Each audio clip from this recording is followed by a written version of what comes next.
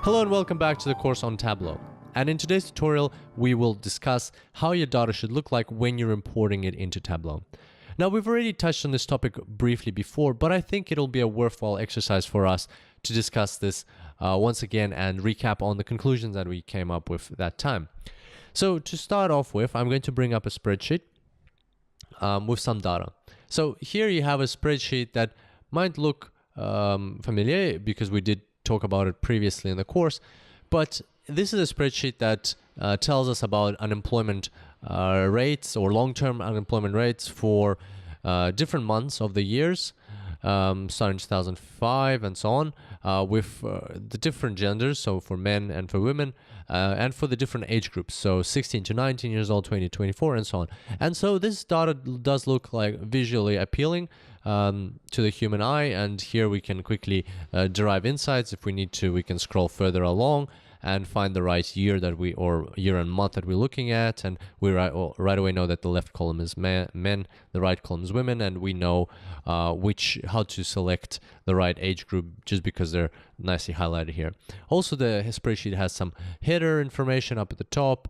It's got some additional information down the bottom. Sometimes you might find that spreadsheets like this will have totals at the bottom as well, like we can add that right now. So here you've got the total, and let's just drag that along. So we'll call that total. So this is not uncommon. When there's a total at the bottom of the spreadsheet, it might be highlighted in a different color as well. So maybe like a blue or something like that. And as humans, we can understand and comprehend this information quite easily.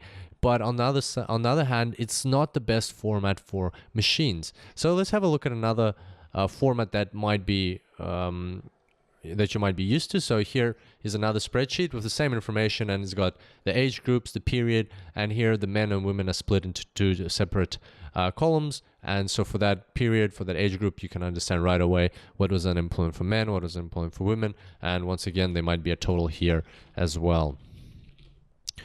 So we'll just copy that down. And as you can see, this information is presented in an appealing way to the human eye, but it is not what machines are used to. It's not what Tableau is used to when you're importing this information. And for instance, this information is best presented in the following way if you are to put it into Tableau. And that format is this, where you've got separate columns for every type of dimension that you have. For instance, the age, which is split into certain bands here.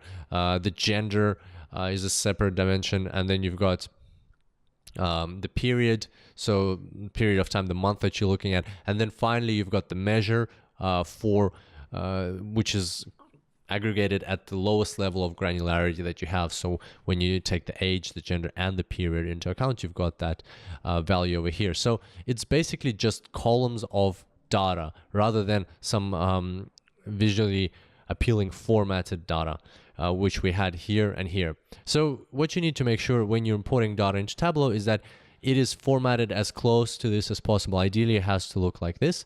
And that means that you need to take out all these headers, any possible margins that your data has. You have to kind of unpivot the views and put all of these months into a column and give that column a name called month or time period, and put the genders into a column.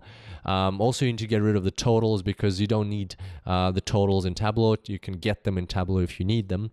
And here, what all they're doing is they're good for visual analysis, but they will confuse you if you bring them into Tableau. They might cause discrepancies in your data. Also, sometimes you might find that data is structured in a way that if a value in a column is repeated, then there is no value there. So for instance, it could be like this. And so that basically means that all of these are January, all of these are February, all of these are March. Well, for Tableau to understand this data, you also need to, once again, fill in the blank spaces of your data, and you can do all of this in Excel if you need to. However, the good news is starting from Tableau 9, Tableau has some advanced features in its data import functionality, which will help you do a lot of these things in Tableau and actually allow you to do a lot of these automatically. And so that's what we'll be looking at in the next tutorial. We'll be talking about the data interpreter. And I look forward to seeing you next time. Until then, happy analyzing.